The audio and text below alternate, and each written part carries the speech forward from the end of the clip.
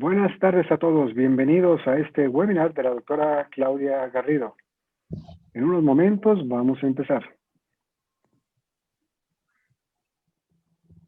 Esa es la otra, Claudia. ¿Cuándo es lo del otro? El 12.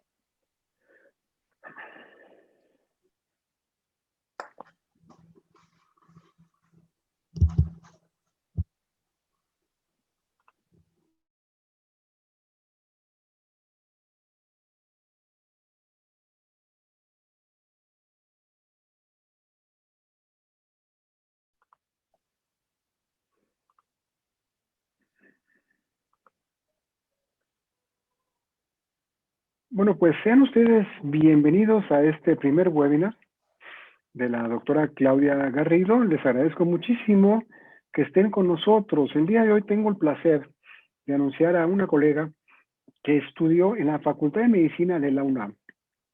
Posteriormente cursó sus estudios de especialidad en pediatría en el Instituto Nacional de Pediatría y una vez terminada su especialidad decidió cursar su segunda especialidad, esta vez en neumología en el Instituto Nacional de Enfermedades Respiratorias, el INER.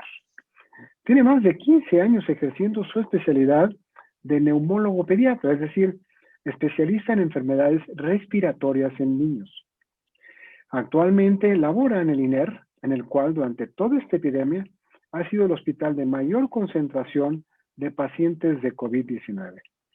Es por esto que cuenta con una gran experiencia, una amplia experiencia sobre todo en el manejo de pacientes graves. A nivel privado, ejerce ambas especialidades, tanto consulta de pediatría general y consulta de neumología pediátrica. Al final, tendremos espacio para sus preguntas que las pueden ir poniendo en el chat de este webinar. Y no se vayan, porque al terminar habrá una interesante sorpresa para todos ustedes. Le damos pues, sin más ni más, la cordial bienvenida a todos ustedes a este webinar estelar de la doctora Claudia Garrido. Doctora, gracias por estar con nosotros. Adelante, por favor. Gracias, Moisés. Muchas gracias y gracias a todos ustedes por el tiempo y por el interés de conectarse y que podamos compartir alguna de la información importante de COVID y de otras enfermedades respiratorias.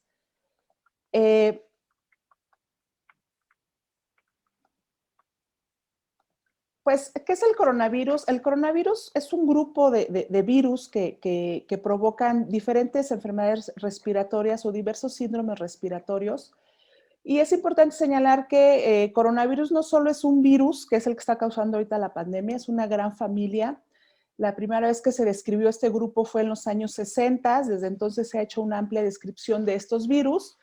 Y pues a manera de ejemplo de que vean que no es algo nuevo en el mundo, estos coronavirus circulan en todas las temporadas de invierno en nuestro país. Esta es la estadística que publica el Instituto Nacional de Enfermedades Respiratorias, que a lo largo de la charla ustedes van a ir viendo alguna de esta estadística. ¿Por qué les presento la estadística del INER? Pues porque es el hospital de mayor concentración de enfermedades respiratorias en el país. Y esta es una gráfica que se publica desde 2014 a 2020, en donde reportan en la temporada de invierno la circulación de diversos coronavirus que cada año tenemos y que pertenecen a esta familia. Lo interesante ahora es hablar de estos nuevos coronavirus que en los últimos años han surgido como resultado de ciertas mutaciones. El primero de ellos es el virus de SARS, que provocó una epidemia en 2003 en China. A lo mejor ustedes recordarán en las noticias que se hablaba del SARS en China y del SARS en China, que afortunadamente no salió de esa región, se controló y no se convirtió en una pandemia. Eso fue en 2003. Después, otro coronavirus parecido surgió en 2012 en Medio Oriente, que se le llamó MERS-CoV. Este virus también provocó un síndrome respiratorio parecido a SARS en 2012, y ya desde esa fecha estaban las alarmas encendidas entre la comunidad científica de que estábamos próximos a padecer una pandemia por coronavirus, y toda esta familia de coronavirus se habían estado monitoreando muy estrechamente hasta 2019, que pues en China nuevamente surge esta infección respiratoria que provoca un síndrome respiratorio severo. y entonces se le llamó el síndrome de SARS, el virus de SARS-CoV-2. El SARS-CoV-1 fue el de China de 2003 y esta es otra mutación nueva y por eso se le llamó el SARS-CoV-2. Cuando hablamos de SARS-CoV-2, lo que hablamos es el nombre del virus y el virus causa una enfermedad que se llama COVID-19, que pues, es el motivo de esta presentación. ¿Cómo se transmite? Pues esto lo hemos venido escuchando desde que antes de que llegara la pandemia a México y todos estos meses hemos escuchado mucho la forma de transmisión.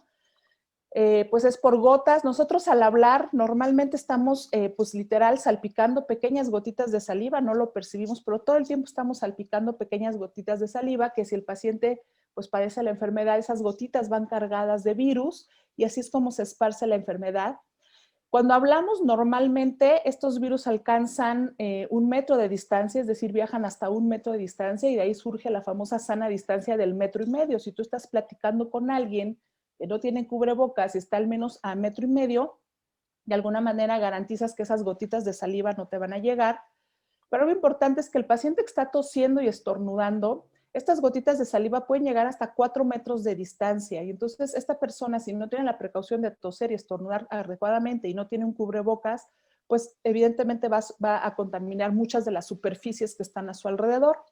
Otro de los mecanismos son aerosoles, que no es tan importante en cuanto a la transmisión comunitaria. Esto es más importante a lo mejor a nivel de hospital.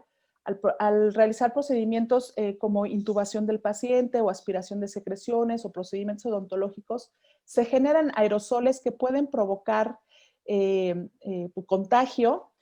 Y la otra fuente importante es la de contacto. Si tú tocas superficies contaminadas de alguien que ya tocó esa superficie y traía virus en las manos, o el paciente habló o estornudó cerca y contaminó esa superficie, tus manos se contaminan y tú al tocar ojos, nariz o boca, provocas que el virus entre a tu organismo y se empiece a replicar.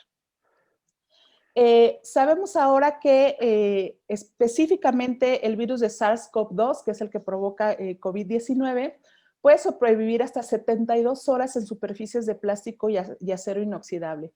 Manijas, puertas, prácticamente todos nuestros utensilios diarios y cotidianos o son de plástico o son de acero inoxidable y ahí pudiera sobrevivir hasta 72 horas. Por eso la importancia de estar constantemente desinfectando superficies y la importancia de estarte lavando constantemente las manos porque cualquiera de las superficies que tocaste pudieran estar contaminadas y si no tienes acceso a agua y jabón en ese momento, pues el gel alcohol. 4 horas en superficies como cobre y menos de 24 horas en superficies de cartón para todos los que hacen sus compras en internet y les preocupa que los paquetes lleguen contaminados de China, pues no sobrevive tanto el virus. ¿Cuáles son los síntomas? Los síntomas en realidad son los mismos para niños y adultos. La gran diferencia entre niños y adultos es que los niños están presentando síntomas más sutiles o afección menos grave o menos florida que los síntomas que presentan con los adultos, pero en general son los mismos síntomas. Tos, fiebre, cansancio, congestión nasal, secreción nasal, es decir, escurrimiento nasal, dolor de garganta, dolor de cabeza que puede llegar a ser muy, muy intenso y pues fatiga, cansancio. Y uno de los síntomas importantes, nosotros ubicamos COVID como una enfermedad respiratoria, pero viene acompañada también de síntomas digestivos. Algunos pacientes presentan diarrea, vómito, que estos síntomas digestivos son más comunes en niños. Es más común que el niño a lo mejor traiga un poquito de moco, un poquito de estornudo, pero diarrea. Entonces, este síntoma es acompañante de los síntomas respiratorios. Pudiéramos tener algunos síntomas digestivos. Y de todos estos síntomas, el que más nos preocupa es el síntoma de dificultad respiratoria. Si yo tengo un paciente que empieza con dificultad para respirar, siente que le falta el aire, muy probablemente ese paciente ya está desarrollando una neumonía, que esto es lo que realmente nos preocupa en COVID. Neumonía significa que la infección ya llegó a tus pulmones, estás teniendo afectación en los pulmones y eso no permite que oxigenes correctamente. Y al no poder oxigenar, vas a empezar a sentir esta falta de aire y esta fatiga. Cualquier paciente diagnosticado con COVID, el dato que se tiene que estar vigilando es dificultad para respirar. Pero hay otros síntomas importantes en COVID que pues ya lo aprendimos a lo largo de estos meses, es que estos pacientes es muy común que presenten pérdida de gusto y de olfato, es decir, de repente dejan de percibir sabores, dejan de percibir aromas y esto puede durar varias semanas Y este es un síntoma muy importante que no lo hemos visto en otros síntomas, en otros virus respiratorios, que el paciente te dice, no percibo aromas, no percibo sabores, y si además tiene algunos síntomas respiratorios, pues prácticamente hacemos el diagnóstico de COVID aún sin tener la prueba. No es necesario que se tengan todos los síntomas para tener COVID. Pueden tener solo algunos, sobre todo los niños, síntomas sutiles y pues hay que estar alertas. ¿Cuál es la evolución de un paciente con COVID? Una vez que tú tienes contacto con un paciente con COVID, que a veces ni siquiera sabes que tiene COVID, pero bueno, tienes contacto con alguien y pues tienes este periodo que se llama de incubación. ¿Cuánto dura el periodo de incubación de COVID? Está establecido que dura entre 2 y 14 días. Es un periodo de incubación muy, muy largo. Entonces, si tú tuviste contacto con alguien que después te enteras que tiene COVID, tú tienes que estar en aislamiento estricto por lo menos 14 días porque es lo que dura la incubación. Y es un problema porque es un periodo tan largo que a veces la primera semana, pues entre que están asustados porque tuvieron contacto, se guardan, pero ya para la segunda semana, como no sienten síntomas y como se sienten bien, dicen, no, no me contagié. Y regresan a las actividades y la realidad es que la incubación puede tardar tanto como 2 semanas. Una vez que el paciente presenta síntomas, tenemos dos caminos, bueno, que se cure o que los síntomas progresen hasta llegar a una neumonía, que como explicamos es cuando ya tienes afectación en el pulmón y eso compromete la oxigenación. Más o menos la evolución va de 5 a 15 días, pero los pacientes suelen empeorar, los que van a desarrollar síntomas graves entre el día 7 y el día 10, más o menos. Entonces, cuando un paciente se diagnostica con COVID, siempre estamos muy atentos en estos días, entre el día 7 y el día 10, que es cuando empeoran los síntomas y pudieran desarrollar neumonía y requerir hospital. Y una vez que el paciente llega al hospital por tener neumonía, pues si progresa esta neumonía y tiene mayor afectación pulmonar, pues podría llegar incluso a terapia intensiva y requerir la famosa intubación y apoyo con una máquina que la llamamos ventilación mecánica. Pero bueno, el pronóstico de un paciente que se intuba y que llega a terapia intensiva, pues tenemos una mortalidad incluso mayor del 50%, entonces pues es lo que tenemos que evitar. Muy probablemente muchos de los que están ahorita conectados ya tuvieron conocimiento, tuvieron incluso familia o gente cercana que tuvieron COVID o a lo mejor ustedes mismos. No todos los pacientes tienen COVID grave y no todos los pacientes requieren hospital. De hecho, la gran mayoría de los pacientes que se van a infectar van a estar más o menos alrededor del 80% o con síntomas muy leves o asintomáticos. La gran mayoría de los niños se quedan en esta base de la pirámide donde los síntomas son de verdad muy leves o incluso imperceptibles. Solo 15% de las personas que se contagian con COVID van a requerir atención hospitalaria porque ya están desarrollando neumonía y un pequeño porcentaje, alrededor del 5%, pues requerirán manejo en terapia intensiva. Afortunadamente en los niños, en general los síntomas son leves. Pero ¿cuál es el comportamiento de los niños en México? Estos son datos que publica el Gobierno de México, es decir, Secretaría de Salud en México, de cuál es la afectación real en los niños. Y esta primera lámina es para contestar la pregunta de ¿realmente le da COVID a los niños? Pues la respuesta es que sí, sí les da. O sea, sí hay niños que se confirman síntomas por prueba de laboratorio y nos da confirmatorio para COVID. Esta es una gráfica en donde nos muestra como las edades en las que hay mayor afectación y en este círculo les pongo la edad pediátrica, pues a simple vista pues vemos que son muy poquitos los niños comparados con los adultos. En esta casuística, el corte fue hace 5 días, que fue cuando bajé esta lámina, pero bueno, esto se actualiza todos los días, pero bueno, hasta hace 5 días, a nivel nacional había de 0 a 4 años, 4,200 niños reportados, de 5 a 9 años, 3,700 y de 10 a 14 años, 6,200. Entonces, sí hay niños con COVID, sí les da COVID, pero lo importante aquí no es bajar la guardia y decir, bueno, pues como a los niños casi no les da, pues entonces ya los podemos sacar y podemos ir al centro comercial y pues ya que vayan a visitar a los abuelos y pues vámonos a Acapulco y pues al fin a los niños no les da. Y aquí el mensaje no es que bajemos la guardia porque a los niños les da poco. El mensaje, y de hecho esto es una alerta epidemiológica que hay en todo el mundo, es que los niños, como hacen pocos síntomas, ellos están siendo los transmisores de COVID al resto de la familia. Entonces, lamentablemente, muchos niños, bueno, no lamentablemente, algunos papás tienen que regresar a trabajar, a los niños los cuidan los abuelos y los niños son los que están transmitiendo el COVID tanto a los abuelos o personas de la misma familia que tienen comorbilidades que los ponen en grupos de riesgo. Entonces, sí les da COVID a los niños, les da una afectación leve, pero es muy importante evitar que los niños se contagien para que ellos no sean como los que están llevando la cadena de contagio en la familia. A nivel nacional, en esta fecha había 761,000 confirmados y de estos 14,000 correspondían a niños, que esto es más o menos al 1.8% de la población. Entonces, poca afectación. La siguiente pregunta es, pues, ¿qué tan grave le da a los niños? Esta otra gráfica lo que muestra es cuántos pacientes requieren atención en el hospital y cuántos pacientes requieren atención en casa. De estos 14,000 niños a nivel nacional, 12,000 han sido manejados en casa, no requieren más que estar en casa, en vigilancia, en domicilio, sin mayor problema.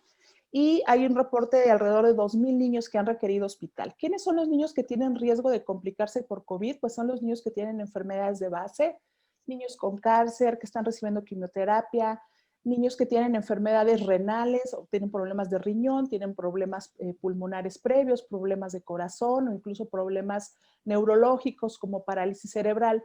Estos son los niños que tenemos en riesgo de hospitalizarlos y desarrollar datos de COVID grave. Insisto, el hecho que la gráfica muestre pocos niños no significa que no les da y que no tengan riesgo de complicarse.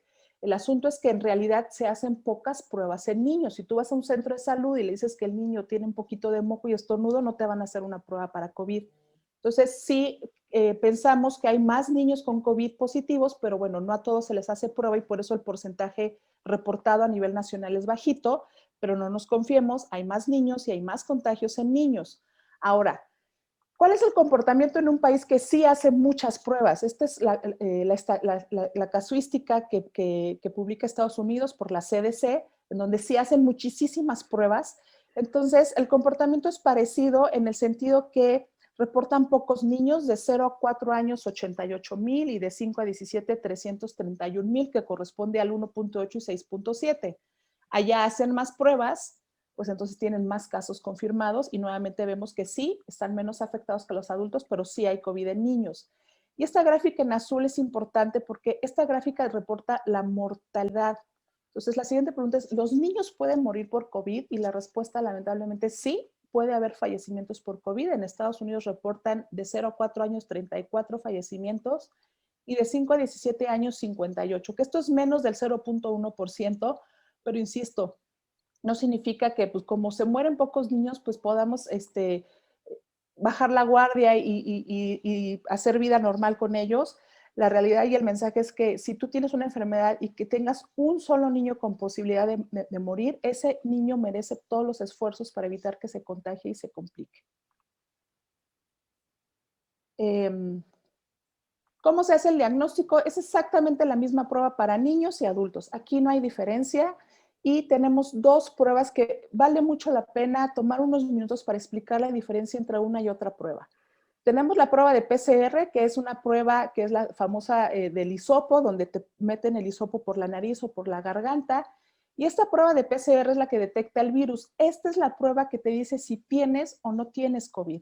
Si tú tienes síntomas respiratorios y te hacen un hisopado y sale positivo, significa que esa prueba detectó el virus en tu organismo y entonces tus síntomas son por COVID. La otra prueba, que es muy importante entender la diferencia, es la prueba rápida. La prueba rápida, el problema es que esta no te ayuda a saber si tienes o no tienes COVID, no sirve. Y el gran problema es que cuando la gente va al laboratorio y dice, vengo a hacerme la prueba de COVID, en el laboratorio te dicen, ¿cuál quieres? ¿PCR o prueba rápida? PCR, me tardo 5 días en entregarte el resultado y te cuesta 3,000 pesos. Y prueba rápida, me tardo 20 minutos en darte el resultado y te cuesta 500 pesos. Pues todo el mundo dice, pues la rápida, más barata, más rápido y una vez algo de dudas. La prueba rápida no detecta el virus. La prueba rápida lo que detecta es algo que se llama anticuerpos. Cuando tú te enfermas, alguna enfermedad infecciosa, la que sea, tu cuerpo empieza a producir anticuerpos para protegerte y resolver esa infección. Entonces, cuando tú tienes síntomas de COVID, tu cuerpo todavía no produce anticuerpos. Entonces, la prueba va a ser negativa, porque esta prueba lo que mide son anticuerpos. Entonces, si tú tuviste contacto con una persona con COVID o tienes síntomas sugestivos de COVID y te haces la prueba rápida, la prueba va a ser negativa. Y entonces las personas dicen, perfecto, salí negativo, me voy de fiesta o me voy de paseo porque estoy negativo. Y eso es falso porque tú puedes tener COVID, puedes estar contagiando COVID a los demás aunque tengas una prueba rápida negativa. La prueba rápida se debe de hacer 3 o 4 semanas después de que te dio COVID para ver si tu cuerpo desarrolló anticuerpos y tienes protección contra la enfermedad. En cuanto al tratamiento, pues lamentablemente al día de hoy no hay ningún medicamento, ninguno que haya demostrado eficacia contra el virus. Se han probado infinidad de medicamentos. Primero empezó la epidemia en China, ellos probaron muchísimos medicamentos, ninguno funcionó. Después la epidemia llegó a Europa, Europa probó los mismos medicamentos que los chinos y agregó más medicamentos a la lista, no funcionó nada. Después la epidemia llegó a América y también se empezaron a probar medicamentos y ningún medicamento funciona hasta el día de hoy y haya demostrado eficacia contra el virus. ¿Qué hacemos? Pues solo manejar síntomas. Oye, me duele mucho la cabeza, pues tómate un paracetamol. Oye, tengo mucha diarrea, bueno, pues toma algo para la diarrea. Oye, siento tal molestia, pues solo para mejorar los síntomas, pero no hay tratamiento específico para coronavirus. Ningún tratamiento ha demostrado eficacia. Entonces, mientras no tengamos vacuna y mientras no tengamos tratamiento, tenemos que buscar acciones para contener el virus y estos son los hábitos saludables.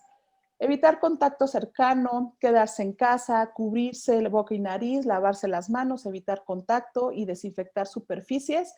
Es lo único que tenemos en este momento disponible para evitar contagio y evitar complicaciones hasta no tener una vacuna y no tener un tratamiento. Entonces, algo importante es de esta charla es poderles darle información veraz, comprobada científicamente y evitar muchos de los mitos que han circulado pues en las redes y en los diversos medios de comunicación, porque a veces eso genera mucha, pues incluso más dudas de las que te resuelve. Entonces vamos a hablar de algunos mitos que han circulado sobre el COVID. El primero es pues que el COVID no existe, que es un invento del gobierno, que los chinos lo inventaron y lo crearon. Pues la realidad es que existe. Yo estoy segura que la gran mayoría de las personas que están conectadas han conocido al día de hoy pacientes con COVID o familiares con COVID. Entonces, es una realidad y es una realidad que a 8 meses de pandemia en México, pues no se ha podido controlar pues, la enfermedad.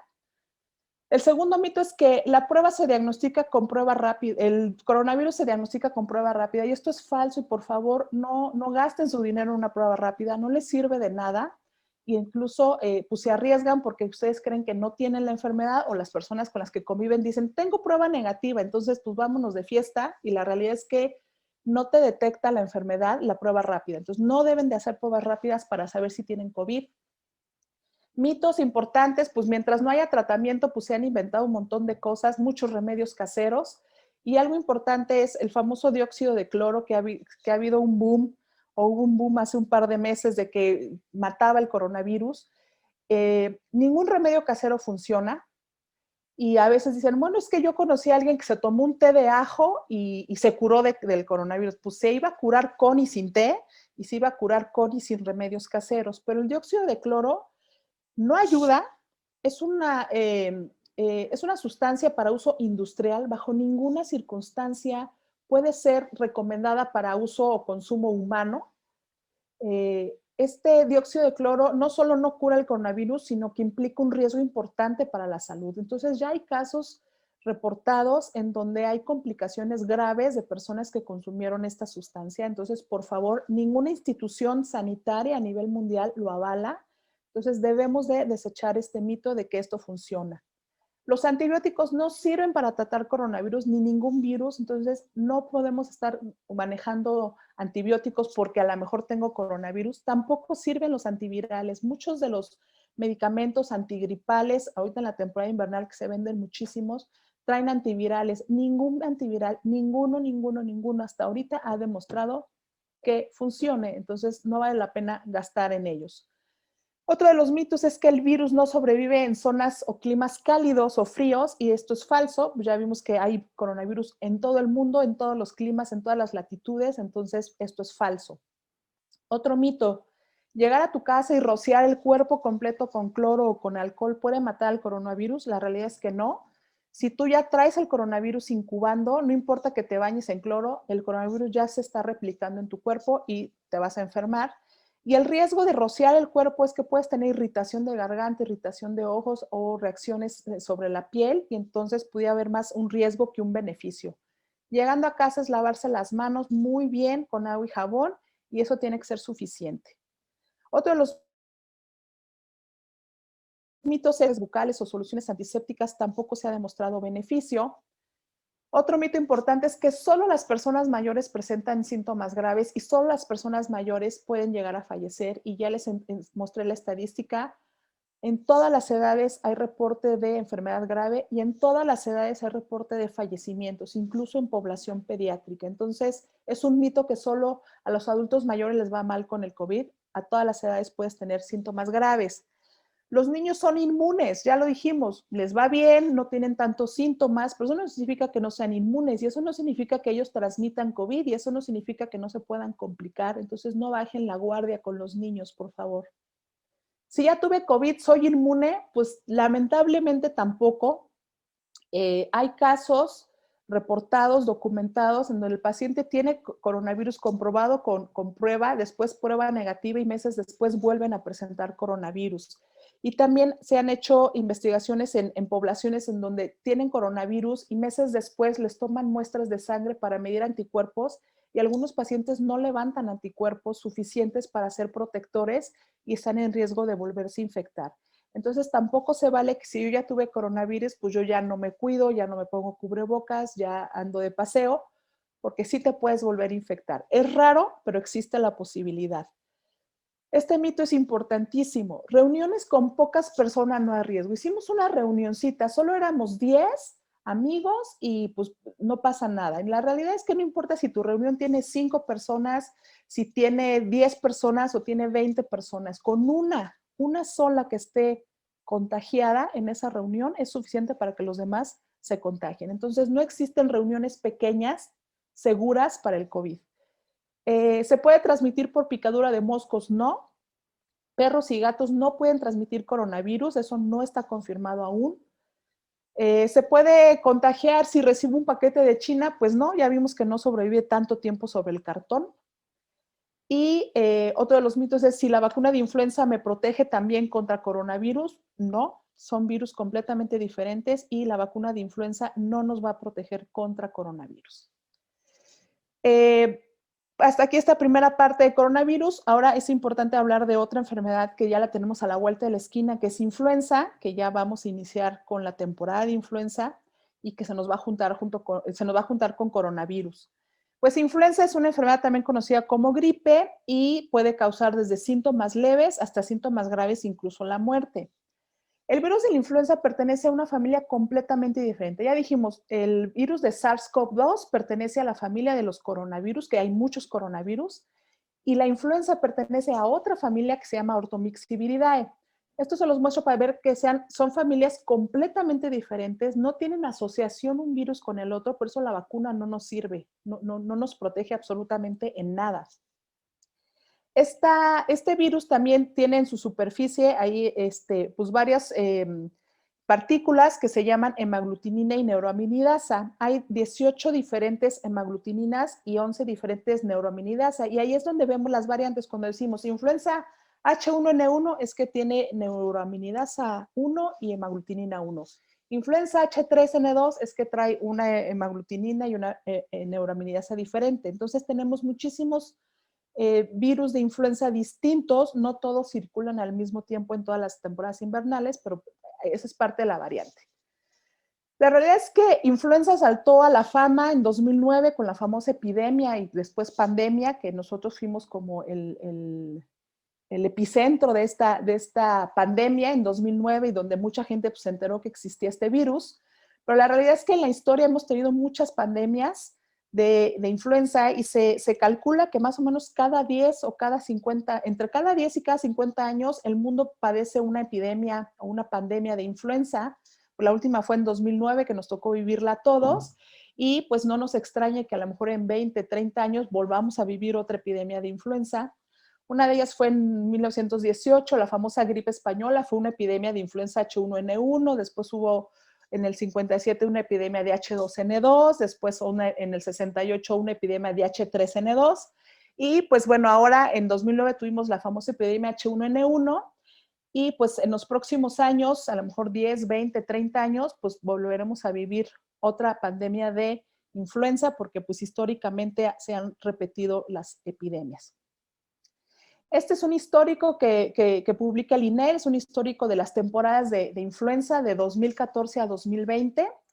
Y esto es para mostrarles que la temporada de influenza, generalmente los primeros casos de influenza se empiezan a detectar normalmente a finales de octubre, principio de noviembre, empiezan a salir algunos casos de influenza. Y el periodo en México de máxima circulación de influenza es a finales de diciembre, enero, febrero.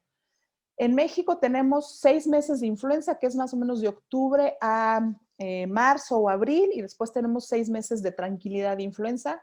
Entonces, la temporada de influenza prácticamente se inaugura a finales de este mes y pues se nos va a juntar influenza con coronavirus.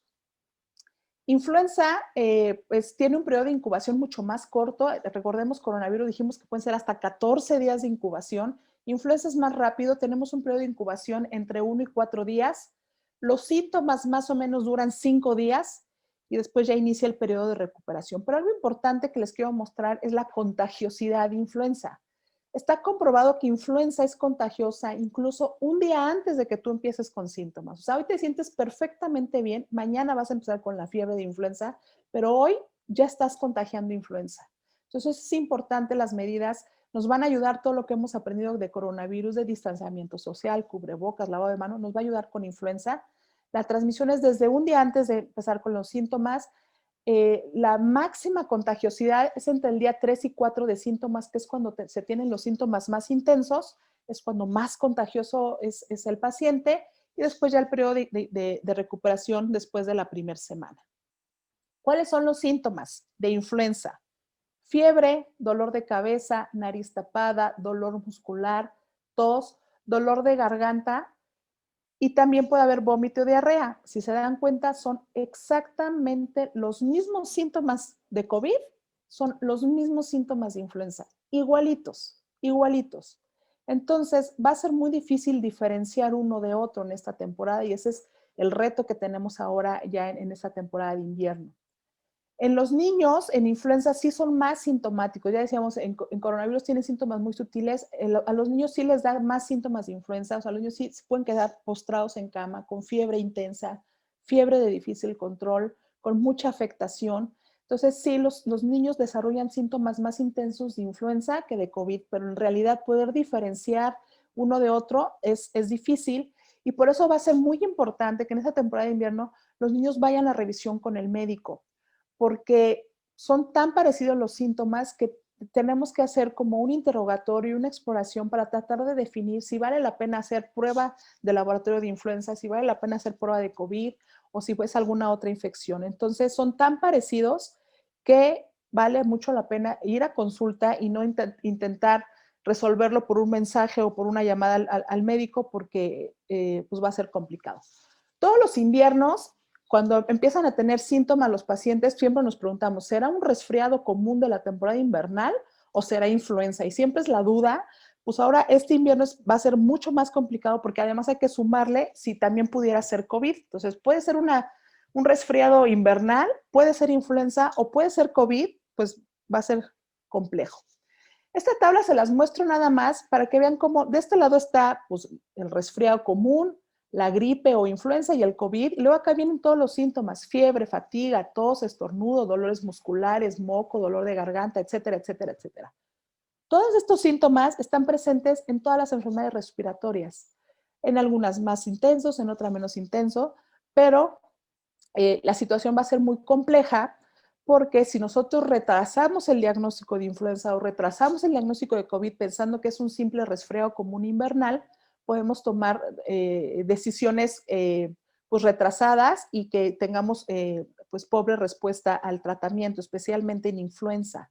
Entonces, los síntomas son muy parecidos, los síntomas se comparten con todas estas enfermedades, y pues hay que hacer un análisis minucioso para ver qué paciente puede estar desarrollando influenza o COVID o cualquier infección respiratoria invernal.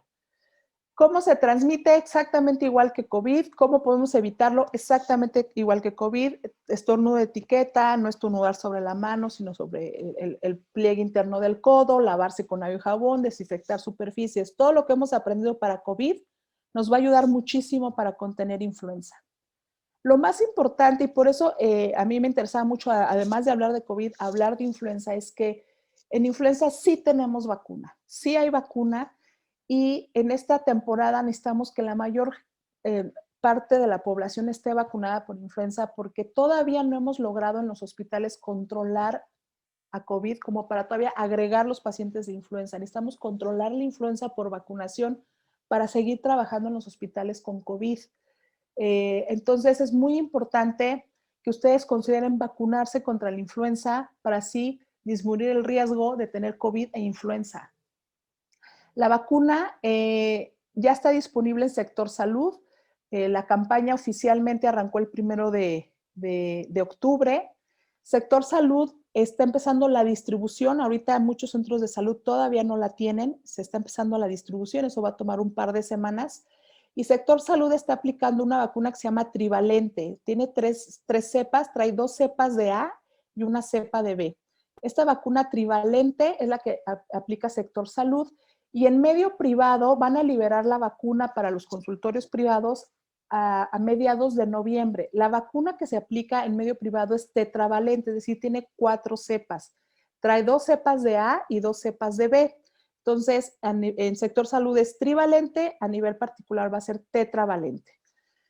¿Quiénes se deben de vacunar? Pues se tienen que vacunar todos. El problema en sector salud es que ellos tienen identificados grupos de riesgo que son prioritarios para recibir vacuna. Tú vas al centro de salud y te dicen menores de 5 años, mayores de 60 años, mujeres embarazadas o personas que tengan diabetes, obesidad, problemas del corazón, son los que tienen problemas respiratorios, problemas pulmonares, son los que tienen prioridad sobre la vacuna. Y el problema es que a veces condicionan la vacuna. Si tú eres una persona que no está en este rango de edad y no tienes ninguna enfermedad de fondo, a veces condicionan la vacuna y dicen, bueno, es que ahorita estamos vacunando solo menos de 5 y más de 65 años y tú que tienes 40, 50 años, quedas fuera del rango de vacunación. Ese es el problema en sector salud. Pero, pues bueno, esperemos que liberen un poquito más de vacuna para abrir el rango de edad. Y pues a nivel privado, pues la tetravalente que llegará a mediados de noviembre. Esta estadística es la publicación de la temporada de influenza anterior, que es la temporada 2019-2020. Son los grupos de edad que fueron afectados por influenza, y nuevamente publicación del INER. Pero les quiero mostrar cuál es el grupo o la edad que tiene mayor afectación de influenza. Es los pacientes que están entre 40 y 50 años. ¿Por qué? Porque estos pacientes, estas personas casi no se vacunan de influenza, casi no se vacunan. Entonces, si ven, el grueso es entre 30 y 50 años, esa población no se está vacunando o históricamente no se vacuna en este país, insisto, porque el sector salud prioriza la vacuna para los extremos de la vida y las personas que están entre 30 y 50 años generalmente no se vacunan y son los que más se están afectando. Entonces, esta temporada necesitamos vacunar a todos, absolutamente a todos. ¿Por qué empezamos a vacunar ya desde octubre? Porque la vacuna no es inmediata. Si tú te pones la vacuna, no quiere decir que ya mañana estás protegido de influenza. Necesitas darle varias semanas a tu cuerpo para que genere los famosos anticuerpos y te den protección. Más o menos, una vez que te pones la vacuna de influenza, requieres más o menos 4 semanas para que tus títulos de anticuerpos sean lo suficientemente altos para decir, ahora sí estoy protegido de influenza. Entonces, si yo me vacuno en enero, pues tengo que esperar todavía 4 semanas, ya llegó febrero para empezar a estar protegido contra influenza. Por eso vacunamos desde ahorita, porque sabemos que en octubre y noviembre empieza a circular el virus, pero la máxima circulación es en enero, febrero. Entonces, para cuando llega la máxima circulación de influenza, la mayoría de la población ya tiene que tener anticuerpos protectores y entonces sí la vacuna pues te genera protección. ¿Por qué nos vacunamos cada año de influenza? ¿Por qué cada año hay que vacunarse? Porque estos anticuerpos protectores te duran en títulos altos y protectores más o menos 6 meses y después de 6 meses esos anticuerpos empiezan a bajar. Y entonces cuando llega la próxima temporada de invierno, tus anticuerpos ya se fueron para abajo y ya no tienes protección, entonces hay que revacunar. Y hay que revacunar también porque cada año la formulación, no siempre traen las mismas cepas la vacuna, cada año la forman diferente dependiendo qué cepas son las que van a circular en el ambiente, se crea una vacuna especial para cada temporada invernal. Entonces, si tú te vacunaste a lo mejor en diciembre o enero 2020, te tienes que volver a vacunar aunque sigamos en el mismo año porque ya es otra vacuna y tus anticuerpos ya bajaron y necesitas volver a levantarlos con la nueva dosis. Afortunadamente en influenza sí tenemos vacuna, tratamiento, oseltamivir, zanamivir 5 días, pero algo importante es que tienes mayor efectividad si el tratamiento lo inicias en las primeras 48 horas. Y por eso es importante insistir en que debes de acudir al médico, porque si tú te esperas y dices, no, no es influenza, yo creo que no lo veo tan mal, no es influenza, y después vas al médico y resulta que sí es, ya perdiste esta ventana de oportunidad en donde las primeras 48 horas el tratamiento es mucho más efectivo que si lo inicias después. ¿Qué otras infecciones respiratorias están a la vuelta de la esquina? Esta es una lista de todos los virus respiratorios que ya están empezando a circular. Ya empezó a hacer frío, en el calendario todavía no es invierno, pero para los que nos dedicamos a lo respiratorio ya dimos por inaugurada la temporada de invierno. Todos estos virus que ven aquí van a estar circulando junto con influenza y coronavirus. Rinovirus, que hay más de 120 tipos, adenovirus, que hay 55, coronavirus, influenza, coxsackie, etcétera, etcétera, etcétera. Muchos virus que van a estar circulando. También bacterias respiratorias, estreptococos, estafilococos, hemófilos, etcétera. Aquí esta estadística nos muestra cuál es la población más afectada por virus invernales. Ya no estamos hablando de influenza y coronavirus. Virus invernales de 0 a 10 años es la población que más se afecta por virus. Población pediátrica va a empezar a tener infecciones respiratorias ya, porque ya empezaron a circular todos los virus respiratorios, que son muchísimos, y esas infecciones se parecen a coronavirus, se parecen a influenza, entonces hay que estar en consulta para valorar a los niños y saber si tenemos riesgo de complicaciones de estas infecciones. ¿Qué otras enfermedades vamos a ver ahorita en el invierno? Pues aparte de COVID, resfriado común, faringitis, faringomigdalitis, sinusitis, otitis, meningitis, neumonía. Todas estas infecciones respiratorias requieren de un diagnóstico certero, oportuno y un tratamiento enfocado. Y eso se hace a través de una consulta formal con los niños. Receta para evitar infecciones. ¿Qué tenemos que hacer en este invierno que va a ser particularmente difícil porque estamos en pandemia? Primero, esquema de vacunación completo. Muchos niños en todos estos meses de pandemia dejaron de ir a los centros de salud a vacunarse. Muchos niños tienen esquemas de vacunación incompletos. De hecho, hay una alerta epidemiológica a nivel mundial en donde debemos de insistir en que los niños recuperen su esquema de vacunación, porque si no vamos a empezar a tener brotes de otras enfermedades que ya estaban controladas por vacunación y ahora se ha descuidado. Particularmente hablando de lo respiratorio, pues tienes que checar que la cartilla de tu niño tenga influenza, neumococo y el esquema de pentavalente completo para tratar de protegerlos contra infecciones respiratorias. Importantísimo esquema de vacunación, dieta sana, vitamina C, hay pues, cierta mejoría o protección si utilizamos alimentos ricos en vitamina C o incluso suplementos. Evitar el contacto cercano. Los niños tienen que usar un cubrebocas adecuado. No hay necesidad de sacar a los niños para nada, pero si hay una necesidad imperiosa, como por ejemplo ir al centro de salud para vacunarlos, el niño tiene que tener un cubrebocas de tamaño adecuado, que no se le esté cayendo, que no lo traiga abajo de la nariz, que selle bien para que realmente esté protegido. Quedarse en casa, nos los han dicho hasta el cansancio y no tenemos otra alternativa más que cumplirlo hasta que tengamos vacuna. Estornudo de etiqueta, aprender a estornudar y estar lavándonos constantemente las manos y superficies. Y este es un mensaje importante que quiero dejar. Por favor, no pueden automedicarse. Tienen que asistir al médico, tienen que ser valorados, tienen que ser diagnosticados correctamente para que reciban los niños y los adultos un tratamiento adecuado. Necesitamos retomar las visitas al médico porque en el invierno necesitamos, insisto, un diagnóstico oportuno, lo más precoz posible para tratarlos adecuadamente y evitar complicaciones. Estas son algunas de las referencias que utilicé para preparar esta presentación. Yo les pido que por favor consulten fuentes oficiales, fuentes que publican información certera. Insisto, en las redes circula mucha información falsa. Les pongo aquí los links tanto de Secretaría de Salud, del INER, de la OMS, de la Organización Panamericana de Salud, de la CDC. Busquen referencias confiables para que tengan información certera. Y bueno, aquí les muestro algunas de las referencias que utilicé para la información que les presento.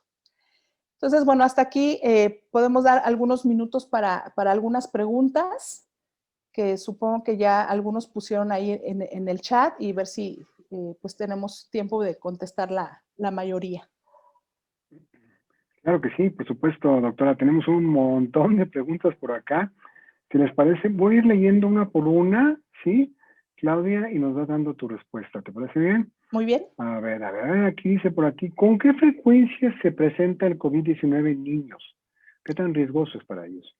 Pues presentábamos la estadística a nivel nacional. Los niños diagnosticados por COVID representan el 1.8% de la población total reportada con coronavirus y solo se reportan los que tienen prueba. Pero seguramente hay más niños contagiados, pero no se les hace prueba. Entonces, pero bueno, las cifras oficiales es que más o menos el 1.8% de los casos confirmados corresponden a niños. Ah, ok. Pero si papá y mamá tienen COVID, ¿cuántos días tendríamos que esperar para que los niños pudieran presentar síntomas? Si papá y mamá tienen COVID, pues tenemos que esperar 14 días, que es el periodo de incubación promedio, estar vigilando a estos niños. Si en estos 14 días presentan algún síntoma respiratorio, aunque sea sutil, muy probablemente ese niño tenga COVID. A veces ya no les mandamos a hacer prueba, los vigilamos como COVID. Ya el simple hecho que los papás tengan COVID positivo, pues seguramente los síntomas corresponderán a COVID. Ok, sí es algo que luego sucede, ¿no? El pulmonaram o el Adimod, ¿realmente ayudan a fortalecer el sistema inmune? Sí, en general estos medicamentos, que hay muchísimas marcas, aparte de las que mencionaste, se le llaman inmunomoduladores y pues generalmente las usamos en temporada de invierno para reforzar el sistema inmunológico de los niños en un intento de que se enfermen menos. Hay reportes en donde si los niños en invierno se iban a enfermar 5 veces, pues a lo mejor con estos medicamentos se enferman 4 o 3 veces. Pero específicamente para COVID no hay reporte hasta el día de hoy que alguno de estos inmunomoduladores disminuye el riesgo de contagio de COVID. No, para las otras infecciones respiratorias pudiera haber un poquito de beneficio, aunque tampoco es una cosa así espectacular que ya con eso no se vuelvan a enfermar, pero bueno, pudieran apoyarse. Pero para COVID específicamente no está demostrado. Claro, claro. ¿Y cuál es tu experiencia con, por ejemplo, con hidroxicloroquina o con ivermectina, esteroides, incluso heparina en niños ingresados? ¿Cuál es la experiencia en esos pacientes con síntomas graves? Ivermectina, hidroxicloroquina. Bueno, hidroxicloroquina fue de los primeros medicamentos que se utilizaron para paciente con COVID grave. No tienen indicación en el paciente con síntomas leves, moderados que están en casa. Hidroxicloroquina se usó mucho al principio de la epidemia en los pacientes hospitalizados, sobre todo en terapia intensiva. Tiene muchos efectos adversos, sobre todo cardiovasculares, que hay que estar vigilando. Y pues hay reportes en donde dicen que sí ha habido beneficio, en que los pacientes no se complican tanto, pero hay reportes que dicen que les va exactamente igual con y sin hidroxicloroquina, y la realidad es que ya está casi en desuso. Lo mismo sucedió con ivermectina. Ivermectina demostró efectividad en estudios in vitro, es decir, en laboratorio, funcionaba muy bien contra el virus, pero cuando se empezó a probar en los humanos, pues se vio que pues no era tan efectivo. Se usó mucho porque era un medicamento muy barato, fácilmente lo conseguías en la farmacia, pero después de someterlo a pruebas rigurosas y en probarlo en muchísimos pacientes, pues la verdad es que el beneficio es muy pobre y tampoco se recomienda porque ivermectina, para que funcione contra COVID, se necesitan dosis muy, muy altas, no son las dosis estándar, y eso también te pone en riesgo de efectos adversos. Entonces, en paciente con síntomas leves, es preferible no usarla porque te arriesgas más a efectos adversos que a efectos benéficos. Pero bueno, sí. Esteroide está indicado en pacientes con COVID grave. no el paciente que está en su casa. El paciente que tiene neumonía y que se está complicando, que se está deteriorando, usamos esteroides, usamos anticoagulación, usamos varias cosas. Pero bueno, el manejo del paciente grave, esa parte, ahorita el mensaje es, los que están en casa, no está indicado ninguno de los medicamentos que mencionamos, ni los esteroides, ni la anticoagulación, si son síntomas leves. Si son síntomas moderados, graves y llegas al hospital con neumonía, ya es otro asunto y si usamos esos medicamentos, sobre todo esteroide y anticoagulación. Pero pues así están las cosas todavía, no hay nada específico aún. Híjole, todavía estamos en una época muy incierta. La heparina ha demostrado ser un anticoagulante muy efectivo, pero caray, luego los efectos secundarios de alguna de estas cosas es como que tremendo, ¿no? Así es. Una persona de la audiencia pregunta si los niños tienen COVID, ¿hasta cuándo se pueden vacunar contra la influenza aquí en nuestro país? ¿Cuál es la letalidad realmente de COVID en México? En niños? Excelente, excelente. Pero la letalidad, no tengo el dato, lo busqué y no encontré ningún dato oficial de letalidad en niños hasta el día de hoy. A lo mejor próximamente se publicará, pero no lo tengo. Pregunta importante, si yo tengo COVID o tuve COVID, ¿me puedo vacunar contra influenza? Y la respuesta es sí. ¿Cuánto tiempo tengo que esperar después de que me dio COVID para ponerme la vacuna de influenza? Y la realidad es que la recomendación actual de instituciones internacionales y las recomendaciones de las guías es que si tú estás con síntomas de COVID, no te puedes vacunar, no porque la vacuna te haga daño.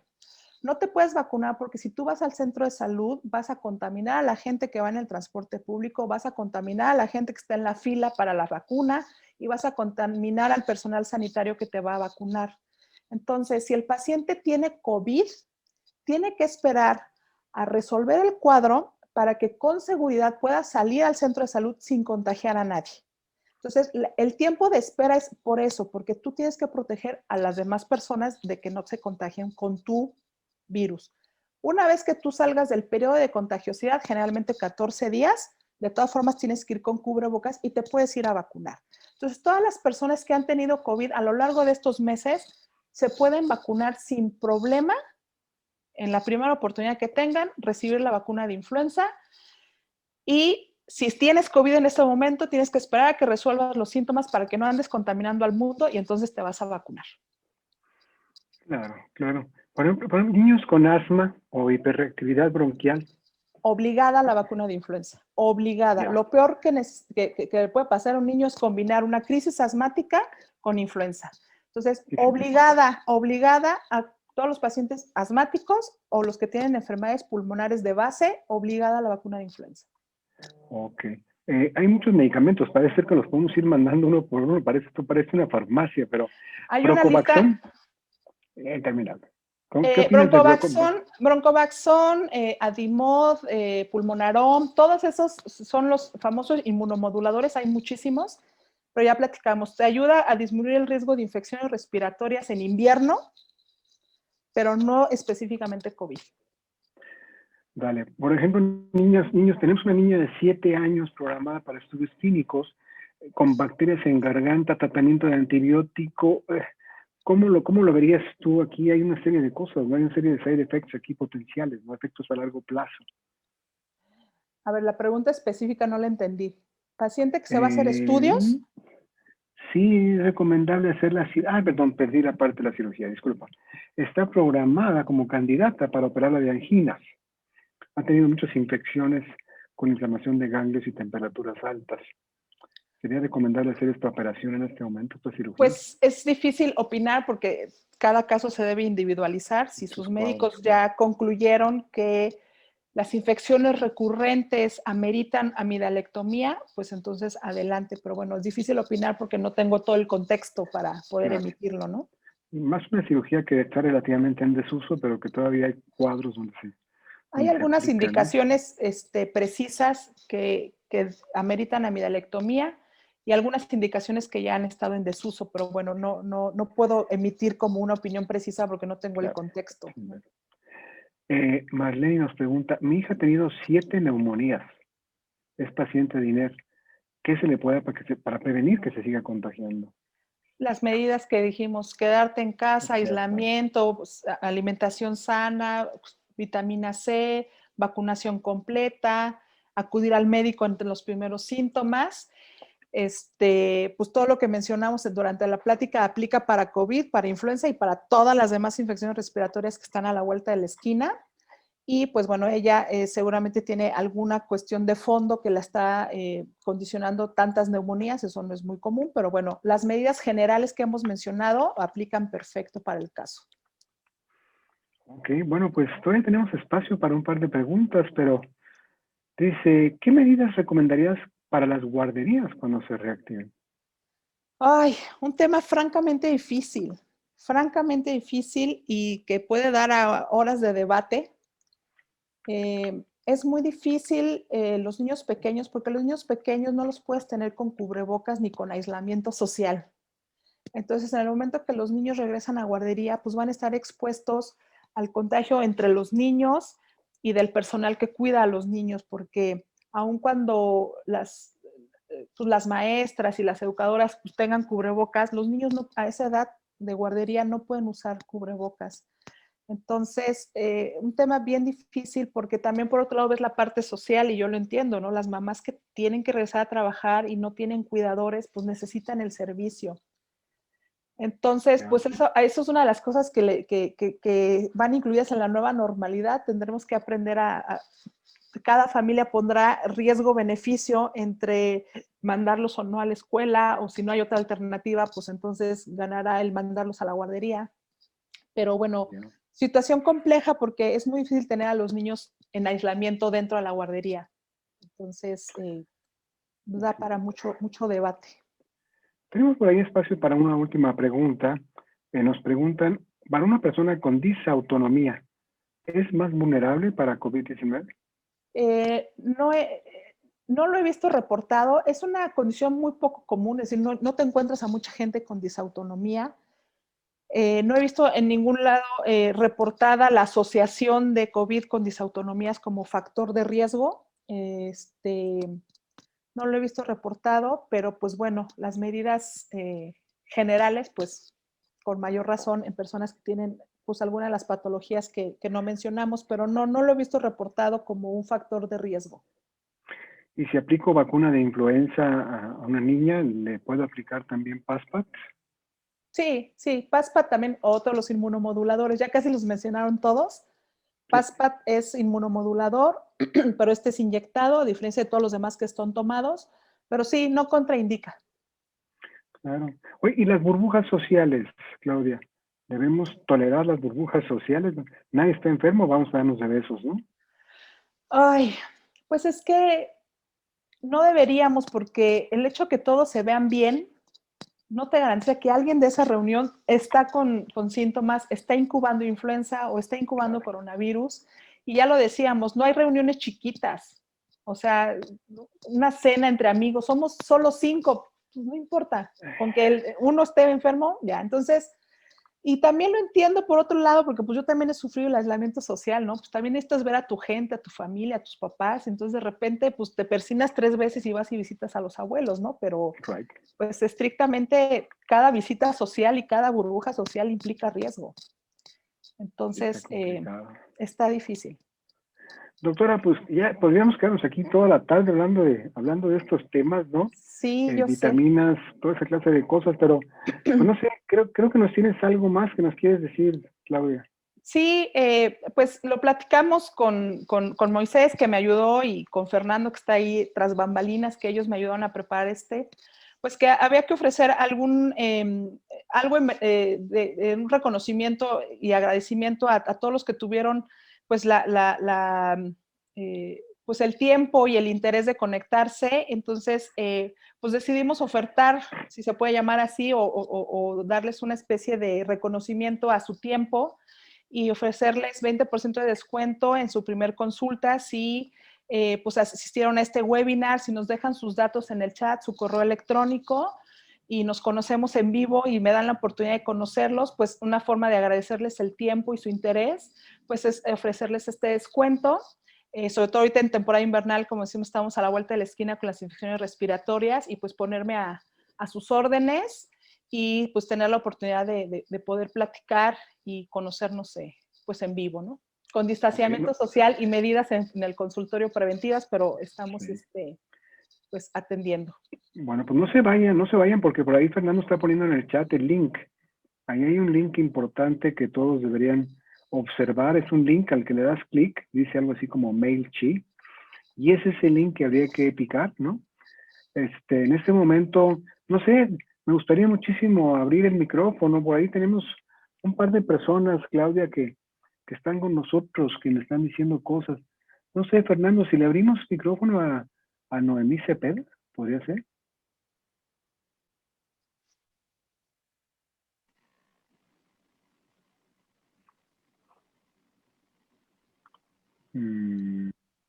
A ver.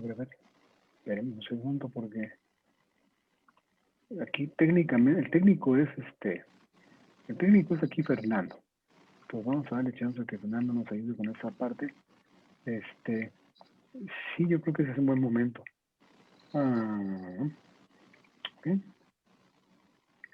Creo que Noemí nos quería decir algo. ¿Noemí? ¿No? Alguien había levantado la mano por ahí. No sé si es Noemí. Bueno, pues no sé. Creo que Noemí no está hablando. ¿Por qué no está hablando Noemí? Ok. Bueno. Acá está. Ok, perfecto. Bien, pues ya tienen todo su registro en el link, ¿no? Todo está muy bien. Y bueno, la doctora Claudia Garrido, gracias por estar con nosotros.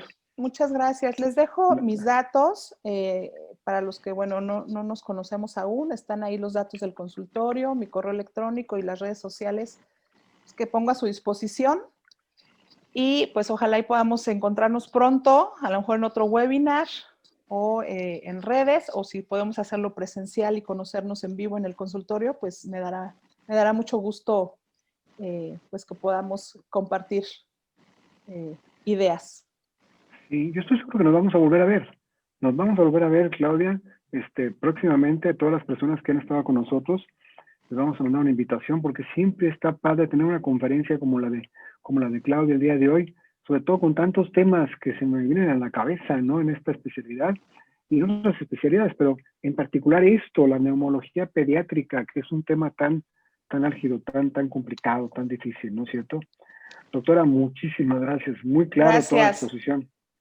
Muchas gracias. Espero que haya sido de utilidad, que hayan resuelto dudas y si quedaron con más dudas, pues contáctenos y estamos pues para servirles. Y pues muchas gracias a Moisés y Fernando que me ayudaron a organizar esto y me ayudaron con la parte técnica. Y pues gracias a todos los que se conectaron y que llegaron hasta el final de esta presentación. Y pues sigámonos cuidando todos porque todavía nos falta un largo camino de epidemia por vivir. Sí, falta un rato todavía. Creo que Joana Sandoval ya tiene activado su micrófono. Algo nos quería decir porque estaba brincando en su asiento. Joana. Sí, buenas tardes. Nosotros, bueno, mis niños son pacientes de la doctora Claudia. Nos conocemos desde hace ya casi 12 años. Nosotros llegamos ahí porque la pediatra que en ese momento atendía a mi niño mayor, pues mi niño tenía problemas respiratorios y entonces ella nos recomendó a la doctora Claudia, la conoció en unas conferencias que ella dio y entonces yo llegué con la doctora. Actualmente nosotros nos contagiamos de COVID en una reunión familiar precisamente con los abuelitos y empezó mi niña la más pequeña y posteriormente toda la familia empezamos con síntomas. Nosotros acudimos con la doctora, ella revisó a mi niña y ella fue la que nos comentó que probablemente teníamos síntomas pues relacionados con el COVID, nos mandó a hacer prueba, salió positiva y quiero agradecerle a la doctora por la atención que ha tenido con nosotros y no nada más para con mis niños, pues ahorita que tenemos COVID con todos, siempre está para resolver las inquietudes y las dudas, siempre ha estado pendiente, dando un seguimiento a cada uno de nosotros, sobre todo a mis niños, y pues es muy, muy recomendable el poder estar pendientes, el asistir a las consultas, regularmente y pues tener la confianza que la doctora sabe de lo que nos habla y a nosotros nos ha sido de mucha ayuda sus consejos y todo el seguimiento que nos ha dado. Por ahí también anteriormente tuvimos incluso la más pequeña también con influenza y y bueno, somos ya clientes de la doctora con enfermedades respiratorias y ella es la que nos ha ayudado en todos estos años con todos los diagnósticos que nos ha dado. Pues le agradezco, doctora, toda la atención. Muchas gracias. Con nosotros. Muchas gracias, Joana. Muchas gracias. Te agradezco. Joana, Dios te bendiga, Joana. Noemí, también nos querías decir algo por ahí, Noemí. Pues se supone que Noemí tiene micrófono, pero no sé qué le pasa a su micrófono. Bueno, ya tenemos oportunidad, va a haber varias oportunidades todavía. Gracias por estar con nosotros, gracias. Joana. Dios te bendiga a ti y a tus hijos. Claudia, Dios te bendiga. Te vamos a ver otra vez. Te vamos a ver seguramente otra vez. Sí. Te necesitamos aquí, Claudia, definitivamente. Seguramente sí, con mucho gusto. Cuídense, distanciamiento social, por favor. Eso de la Susana a distancia no es un mito, carajo. Ya se dieron cuenta, ¿ok? La ciencia médica no es un choro. Cuídense mucho. Dios los bendiga a todos, como se dice en hindú, namaste. Nos vemos en la próxima, ¿ok? Gracias a todos. Cuídense todos. Gracias, Dios los bendiga. Chao.